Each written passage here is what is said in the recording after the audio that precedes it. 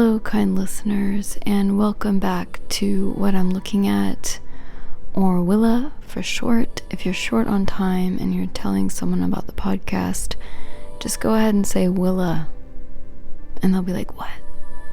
And you'll be like, it stands for What I'm Looking At. And now we've spent more time talking about what I'm looking at when you're supposed to be saving time.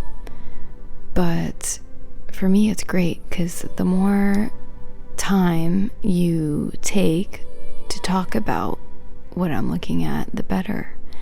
So here's what I instruct you to do if someone asks what podcast is your favorite one in the world. You say, listen up, I've got a podcast recommendation for you.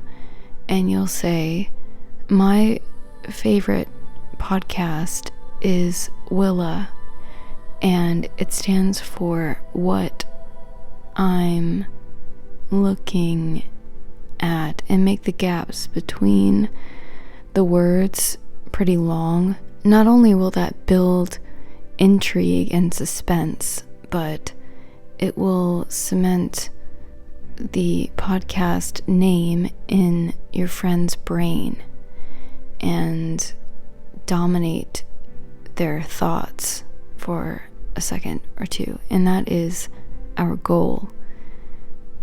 Brain domination. Because did you know that brain domination is actually very, very relaxing? It's one of the most relaxing experiences because then your brain isn't doing all that taxing work of thinking about something. When a brain is fully dominated, it feels like peace. You know? Do you follow me? I think, I love for my brain to be dominated by sensory inputs. And sometimes, one sound. I used to do this thing where I laid in my bedroom and just listened to one sound happening really loud, like a loop of a sound. Anyway, welcome to the podcast. This is a podcast about what I'm looking at, and the goal, I've already said it, but is domination of your brain. And it sounds bad, okay? It sounds bad because we, for whatever reason, think that domination always has to be negative, but it can actually be really positive and loving and relaxing and great. So I'm here to dominate your thoughts, and that way you don't have to have them anymore. And so you can just be with my thoughts and be with what I'm saying and hear all about what something looks like and be in there for however long. I'm at the center today. Yes, it's true. I forgot to turn the heaters on, and so it is icically freezing, but I've got a fleece on, I've got sweatpants on, and the sun is shining today, so that's giving some warmth in through the windows. So I hope you are joining this podcast and getting what you need from it, whether it be relaxation or some kind of form of meditation, or to help you sleep, or to keep you company in any time in your life. If you're riding on an airplane or in a car or in the kitchen making a cake or anything, fried rice, pasta. I hope that I can be there for you in the ways that you need me to be there for you, because that's what my job is. And speaking of, wow, this segue is great, if I must say so myself. You are there for me as well, because I'm happy to announce that I have a new subscriber on my Spotify subscription page. You can subscribe to be a subscriber of this podcast and get 179 episodes of the past, all for $3.99 per month, and you can cancel whenever you want. But I have a new subscriber. It's a mystery subscriber. I don't know who it is, but hopefully you're listening right now, and I thank you so much. And it really, not only does it help my mental health by feeling supported by someone with physical money, but it also helps, obviously, my financial situation. So now I've got 3 subscribers. I love you all very, very much.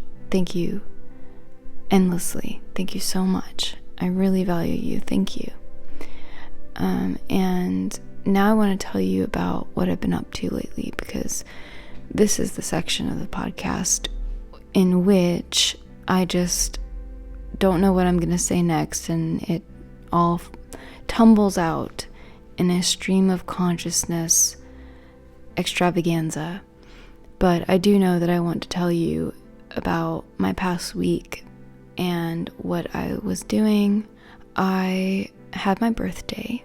It was my 34th birthday. It's kind of hard to believe that I've been here for 34 years, because life just is endlessly interesting and fascinating and exciting to me. And maybe I thought getting older I would just get more used to being in the world and more used to everything, but it seems like it's going the other way. Like I'm more new to the world, or new, like my eyes, I don't know, I feel so curious and excitable.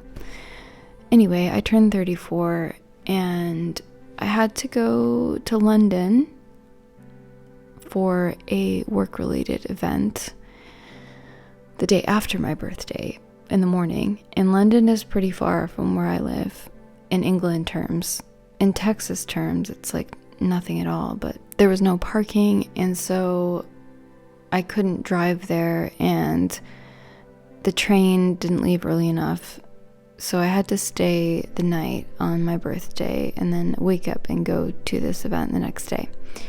So in the morning, went to take the train and, got a cute little coffee from the little coffee shop, had a little relaxed walk around, and then got the train, had some snacks, and I checked in at this pod hotel.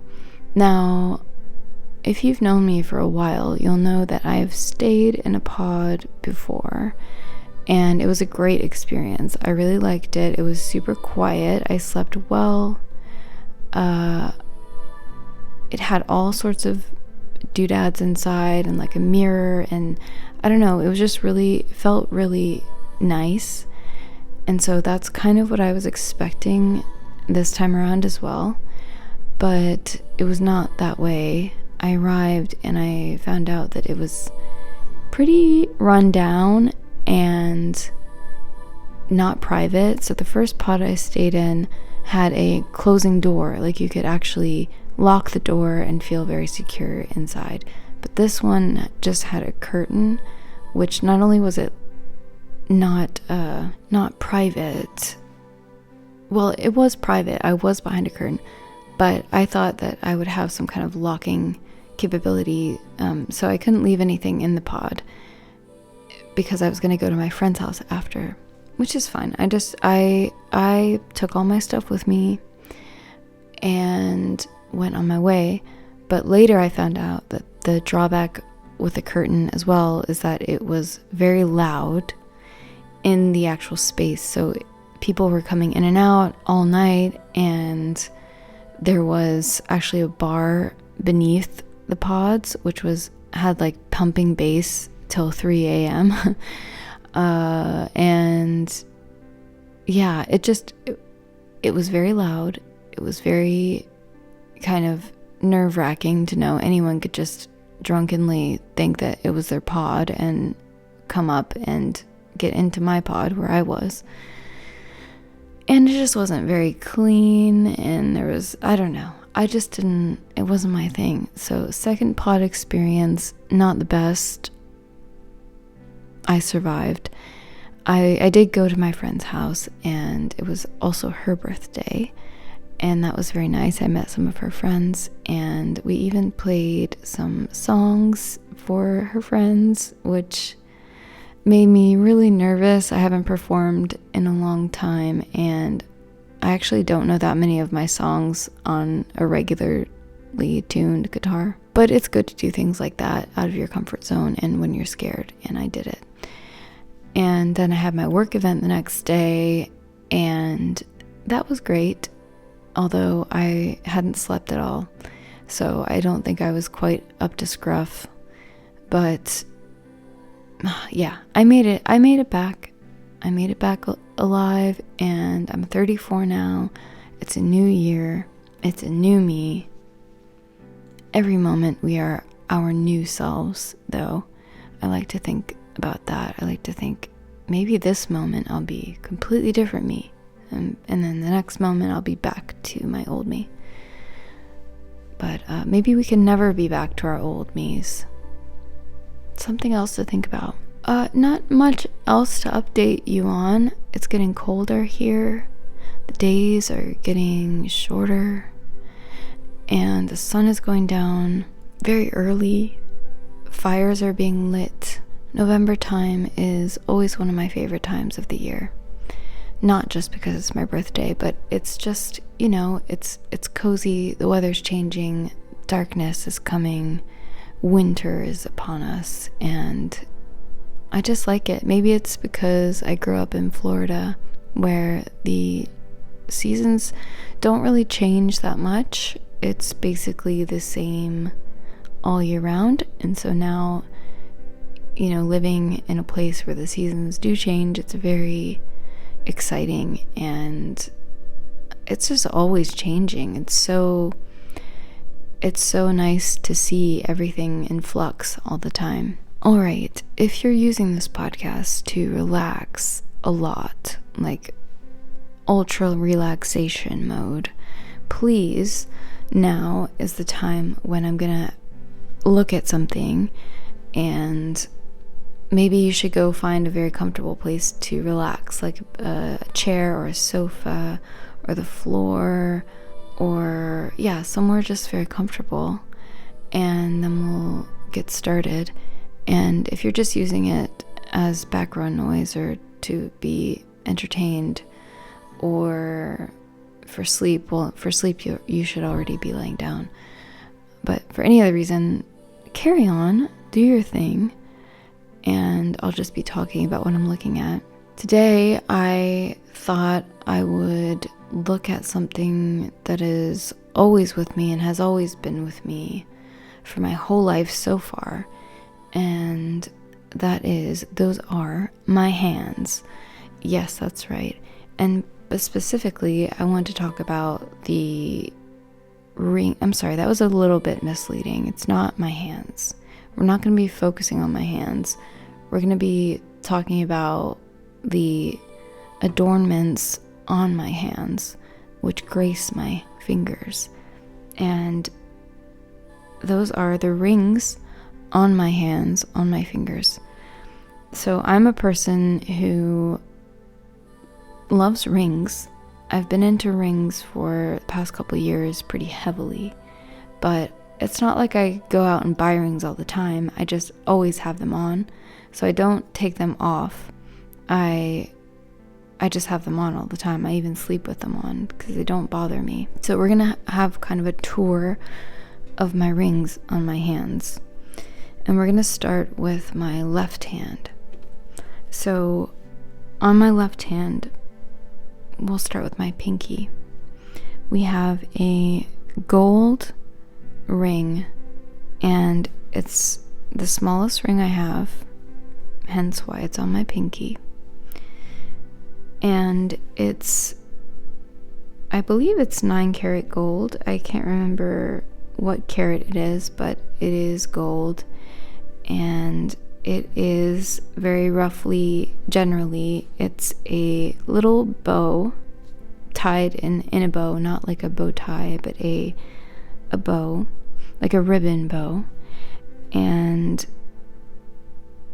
it's got, what do I call this? Like a segmented style around almost the whole circumference except for the very back, which is just plain. And it's just a very simple, small little bow ring.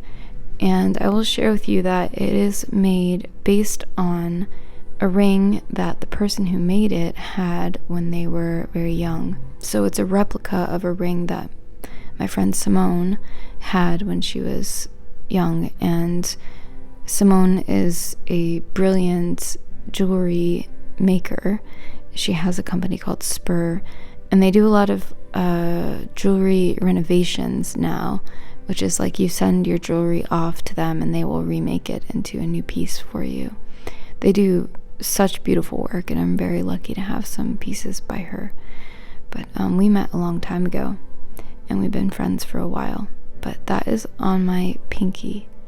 The bow is probably a couple centimeters, maybe 3 centimeters long, and just maybe a centimeter high. So it's very small and dainty.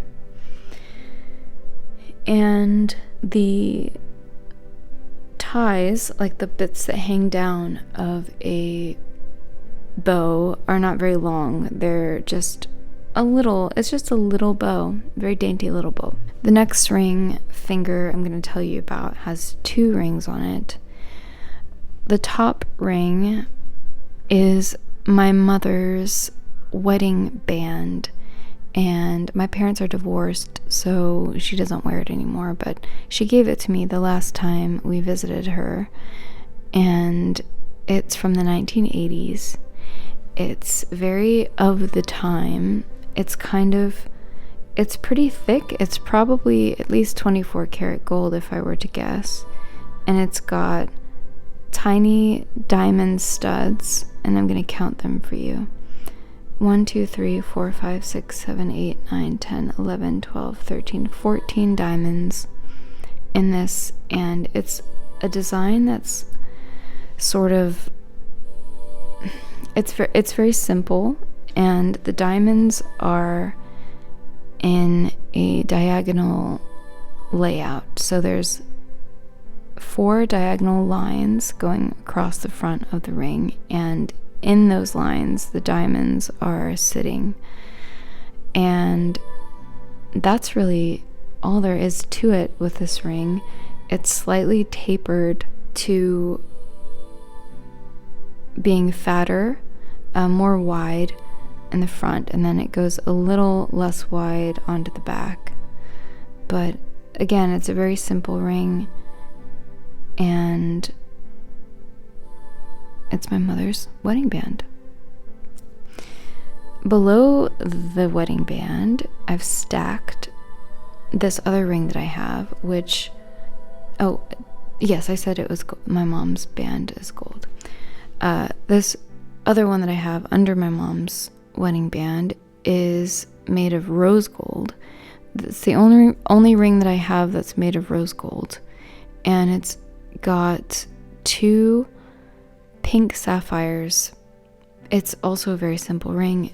The 2 sapphires are on either side. It's an adjustable size ring, so it's, if you imagine it being open on the front of my finger, and it's got one of the sapphires on one side, and then it goes around, and then another one on the other side. And one of the sapphires is darker pink than the other, so it's kind of a dual toned effect. And Simone also made this ring, so she made the one on my pinky and the one on my ring finger, and the second one with the sapphires is very thin. So it's just a very thin band. I think it's probably made for stacking. And just those 2 sapphires set in, I'm not sure what the jewelry lingo is, but it's it's just a simple setting. I'm not sure. It looks like there's 3 prongs. Maybe is that the word? Prongs holding the stones in. I love this ring. I really love this one. I can't remember when exactly I got this from Simone, but it's been a number of years now. The next finger has no ring on it. It's just got 2 tattoos of a butterfly and this symbol that I got after I stopped drinking in 2016. And the next finger has also 2 rings on it. The top ring is, in fact, from my significant other. It was a gift. A very beautiful, small signet ring. And it's got an engraving of his first initial. And then some kind of delicate, it's not really floral, but it's just kind of a design on the other side.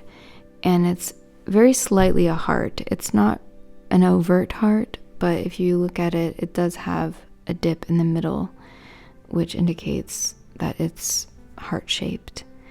And it's just it's made of gold, I think probably 9-karat gold. And the face of that is about, just a couple centimeters. It's small. It's a small signet ring. Below that is a ring that I bought myself because I loved it. And it's got 2 stones with each 4 prongs holding the stones in, and they're peridot stones. If you don't know what a peridot is, it is a very light, pale green. I love the color. I really love the color. It's like kind of like lime green-ish color, and it's again in yellow gold, and the stones are right next to each other. I haven't really seen a ring like this before, and that's what attracted me to it. So the stones are about, I still can't find my ruler, I wish I had it around. The stones are about probably 2 centimeters by 1.5 or 2 centimeters. So there's slightly oval shaped stones with a thin gold band going around. And that's it for my left hand. It might sound like there's a lot of rings on my hand, and that is true. I think I wear more rings than the usual person. But I just like it. I don't wear that much jewelry otherwise. I don't wear a necklace. I do wear some earrings, but rings I just love them. Next, I will go over to my right hand, and there's only 2 rings on my right hand, on my pointer finger and on my ring finger. Well, I guess, is it your ring finger if it's on the other hand? I'm not sure. On my next to last finger, the finger next to my pinky, has a ring on it. And the ring on my pointer finger is what's called a gypsy ring.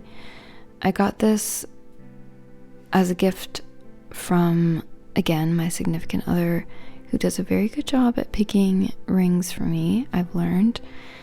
This ring is so gorgeous. It's got 3 diamonds. They're all the same size, but one in the middle might be slightly bigger. It's hard to tell. With gypsy rings, usually there's like a diamond or stone, and then kind of this starburst engraved around the stone. And that's what's happening on this ring. Each of the diamonds, they're centered on the front face of the gold band, are set within this starburst carving, engraving. The starbursts are all the same number of rays. They've got 1, 2, 3, 4, 5, 6, 7, 8 rays each. And again, the middle one might be slightly bigger, but I can't really tell.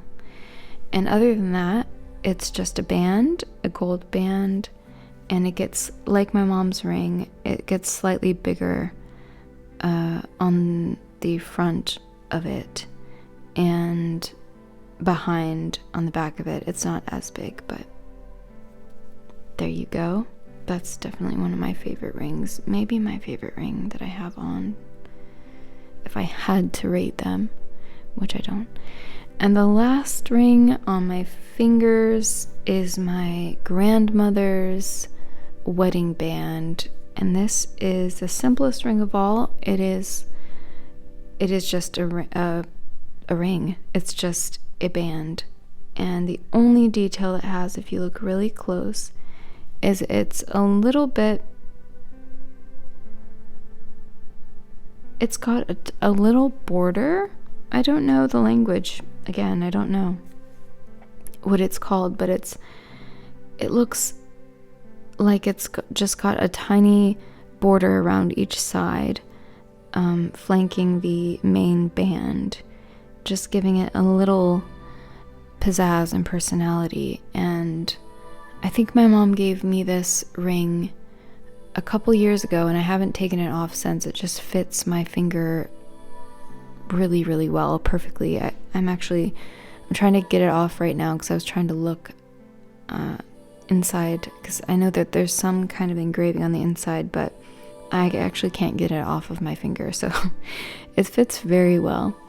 And I didn't know my grandmother all that well, my mom's mom. I didn't know any of my grandparents very well at all, and they've all died by now. But yeah, I don't know if we would have gotten along, or if she would have liked me or approved of my life choices, or I don't know. I just like to have something from her, and to feel kind of connected to her, even though I never really, I met her, but she died when I was pretty young, so, and we didn't get to properly speak in any real way. So I have this of hers. And those are all of the rings on both of my hands, and maybe one day I'll have more or less, you never know, but these are the ones I've been wearing for a pretty good chunk of time, and I love them all very much. Do you have any rings? Do you wear rings? Are you a silver person or a gold person, or both, any kind of person? Let me know. You can send me a DM on Instagram at crossrecord. I don't have a separate What I'm Looking At Instagram account. That would just be too much for me. But you can also check out my YouTube channel. I upload some What I'm Looking At episodes on there kind of slowly, but I do it. And you can leave a comment there if you've come from What I'm Looking At to my YouTube channel. My YouTube channel is just called Steady Waves, and it's more about my death doula work, but it's also about my life, because, well, it's just my life, and I'm making videos about it, so there you go. But thank you for being here with me, listening to What I'm Looking At. I hope that you are doing well and getting what you need, and I will talk to you next time.